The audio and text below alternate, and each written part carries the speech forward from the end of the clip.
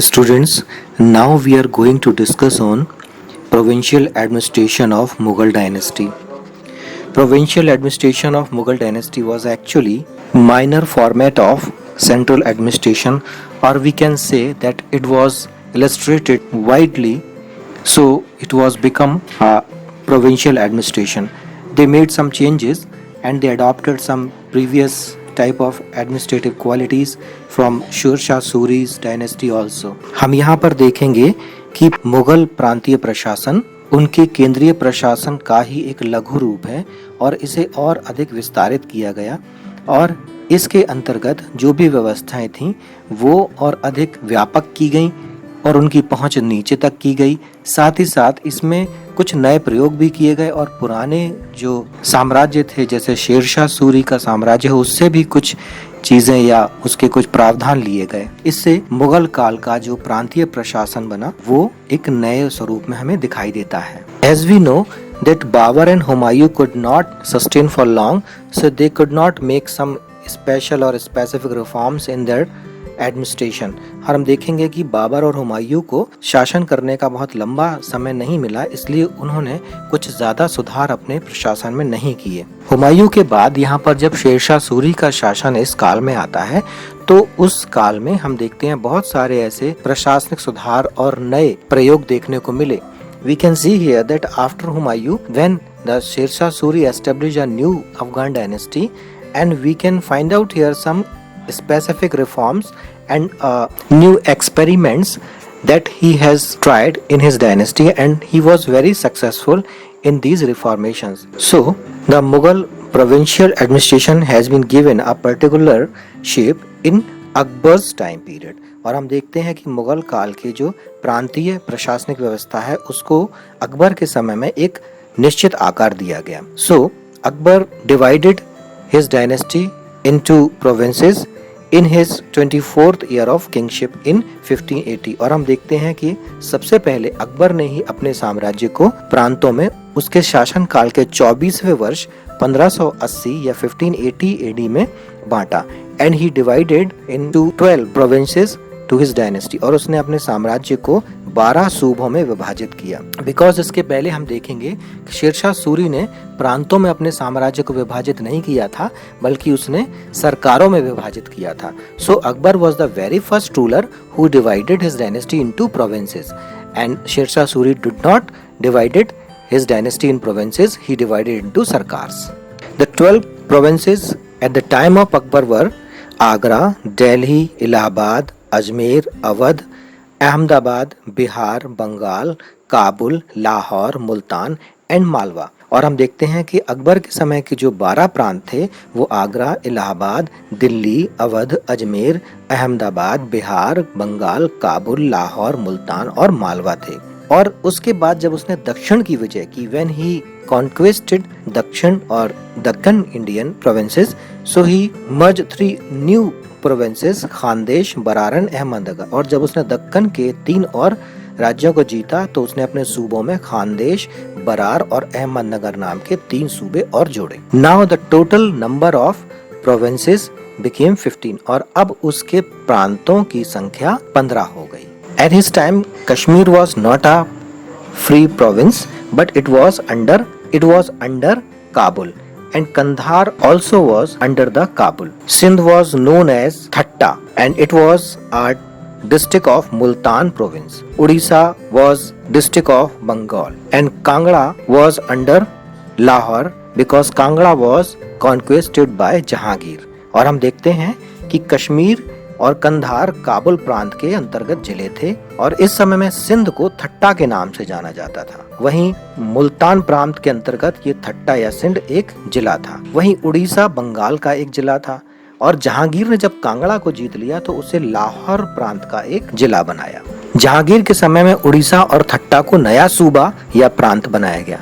Jahangir converted Thatta and Orissa as a province. Now the number of provinces at the Jahangir's time become 17 और अब जहांगीर के समय इनकी संख्या 17 हो गई। शाहजहां ने कश्मीर, थट्टा और उड़ीसा को अलग कर उन्हें स्वतंत्र सूबा बना दिया। Now Shahjahan converted Kashmir, Thatta and सूबा आ free provinces. So total number of provinces became 22 और अब उसके समय में इन प्रांतों की संख्या 22 हो गई। इस प्रकार शाहजहां के समय में दिल्ली, आगरा, लाहौर, अजमेर, मुल्तान, इलाहाबाद, मालवा, अवध, गुजरात, बिहार, उड़ीसा, ठट्टा, काबुल, कंधार, बल्ख, बदख्शां, कश्मीर, खानदेश, दौलताबाद, बरार, तेलंगाना और बंगाल थे। और हम देखते हैं कि शाहजहां के समय में इस समय 22 प्रांत थे। लेकिन देखने वाली बात यह है कि शाहजहां ने अपने समय में कोई नए क्षेत्रों में जो प्रोविंसेस या प्रांत बनाए वो नए क्षेत्रों को जीत कर नहीं बनाए, बल्कि उन्हीं में से उसने उनकी संख्या बढ़ा दी। Now we can see here that Shah Jahan could not conquered new provinces and he elaborated or divided the rest of his provinces they were earlier. लेकिन औरंगजेब के समय में हम देखेंगे कि प्रांतों की संख्या 21 थी। उसके समय में प्रांतों की संख्या 21 थी। औरंगजेब के समय में प्रांतों की संख्या 21 थी। लेकिन वहां पर देखने वाली बात है कि औरंगजेब ने इन नए प्रांतों को जीतने के बाद अपने एक्सपेंशन से बनाया। तो हम देखेंगे कि सबसे बड़ा जो साम्राज्य या प्रांतों की संख्या अगर हम देखेंगे तो वैसे तो शाहजहां के समय में देखने को मिलती है, but if we can see the expansion of the dynasty was extreme at the time of Aurangzeb. और जो साम्राज्य का प्रसार था वो औरंगजेब के समय में हमें बहुत बड़ा दिखाई देता है। Now we will discuss on the administration of these provinces. अब हम इन प्रांतों के प्रशासन पर विचार करेंगे and we will discuss on the posts they have been created for administration on province. और हम प्रांतों के लिए जो अधिकारी नियुक्त किए गए उन पदों की बात करेंगे। So very important post of province, और इस प्रांत में सर्वोच्च पद जो होता था वो था सिपह सालार का, या इसे सूबेदार भी कहते थे। दैट वाज कॉल्ड सूबेदार और sipah salar. That was directly appointed by badshah and he was the representative of बादशाह। और यह बादशाह के द्वारा सीधे नियुक्त किया जाता था और यह उसका रिप्रेजेंटेटिव या प्रतिनिधि होता था। And he also execute his power and practice the judiciary powers and administrative powers both।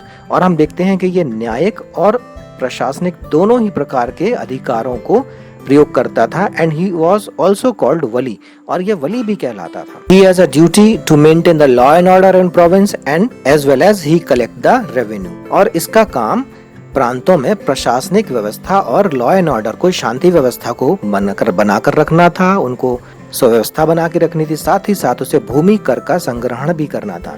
And he also liable to implement the official orders of बादशाह, और उसे राजकीय नियमों आदेशों का भी पालन यहाँ कराना जरूरी था। He was a high class mansabdar also, और वह एक उच्च श्रेणी का मनसबदार होता था। So he had a personal army also, और उसके पास अपनी खुद की एक सेना भी होती थी। And he was a supreme commander of his province, और वह अपनी प्रांत का सर्वोच्च सेनापति भी होता था। He also decide the judgments of civil और criminal cases and he can give any type of punishment but he can not give death punishment. उसे हर तरह की सजा देने का अधिकार था, लेकिन वो मृत्यु दंड किसी को भी नहीं दे सकता था। He had a duty to provide और ट्रांसपोर्ट और send all the informations to बादशाह कोर्ट, और उसका यह कर्तव्य था कि वह संपूर्ण गतिविधियों की सूचना बादशाह के दरबार में भेजता था। Now we will discuss on the second important post in province, और अब हम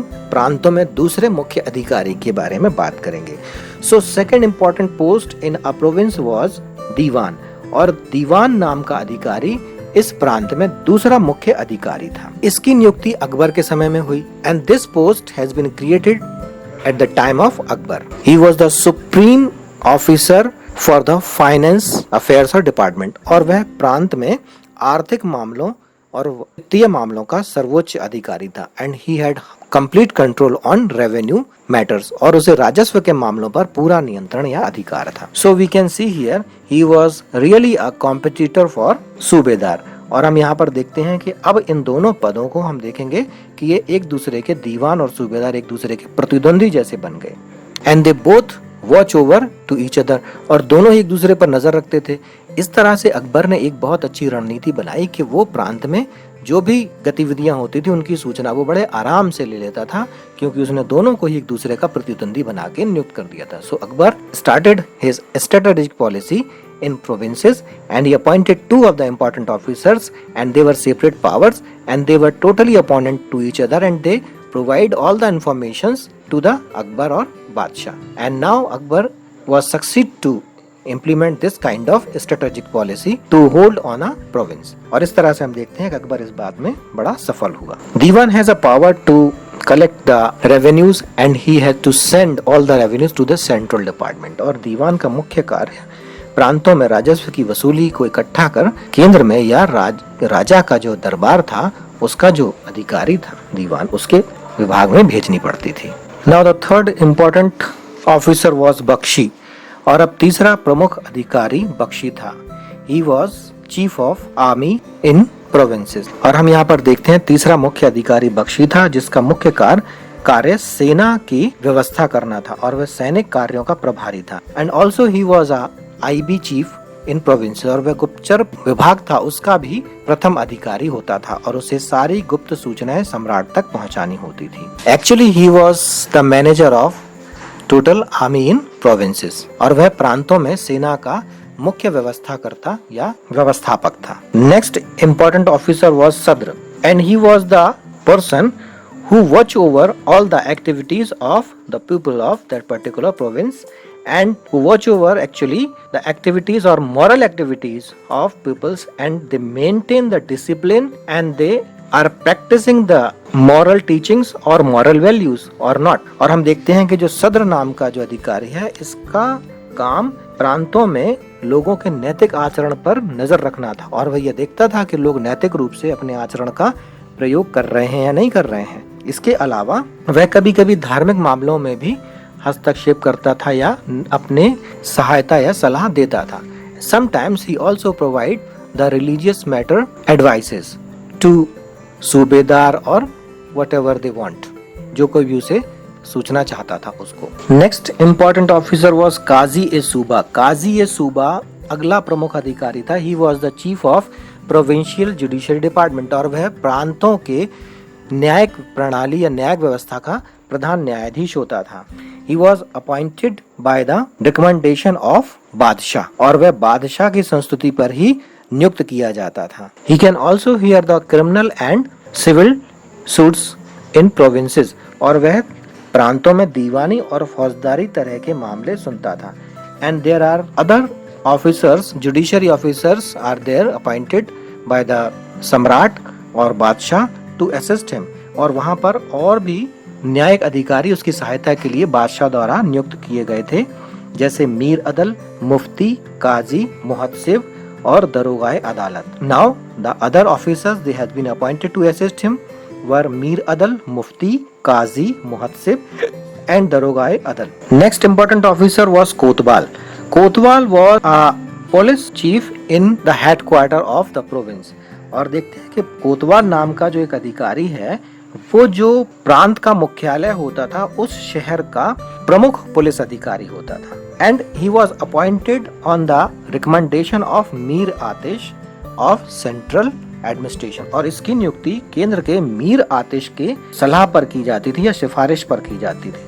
and he was the chief police officer of provinces. और वो प्रांत का प्रमुख पुलिस अधिकारी होता था. Next important officer was waqia e navis. और अगला प्रमुख अधिकारी प्रांतों में होता था वाकिया ए नवीस.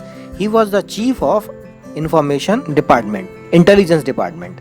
और वह प्रांत में गुप्तचर विभाग का प्रमुख अधिकारी था. He has a duty to send all the information to बादशाह. और उसे प्रांत की सभी सूचनाएं बादशाह तक पहुंचानी होती थी और उसकी सहायता के लिए अनेक और छोटे अधिकारी नियुक्त किए गए थे. And he had been also appointed many of the officers who assist him to collect the informations. They were सवानेह निगार, खुफिया नवीस एंड हरकारे. और इनके अलावा सवानेह निगार, खुफिया नवीस और हरकारे भी उसकी सहायता के लिए नियुक्त किए गए थे. Next important officer was Mir बहर. और मीर बहर नाम का एक और प्रमुख अधिकारी था जिसका काम सेना को नदी पार करने के लिए पुलों और नावों की व्यवस्था करना था। Now the important role of this particular officer मीर बहर टू अरेंज द ट्रांसपोर्टेशन और the ships when the army need to cross the river और एनी वाटरवे। और इसके अलावा बंदरगाहों और नदियों से होने वाले व्यापार की चुंगी वसूलने का काम भी उसके सुपुर्द था। And he also collect the toll tax और excise duty the trades from the rivers और on the ports from the ports. So this is a brief account of the provincial administration of Mughal Empire. Now in next lecture we will discuss on district or pargana and village level administration that has been gone through the grassroots level. So we will discuss on in the next lecture.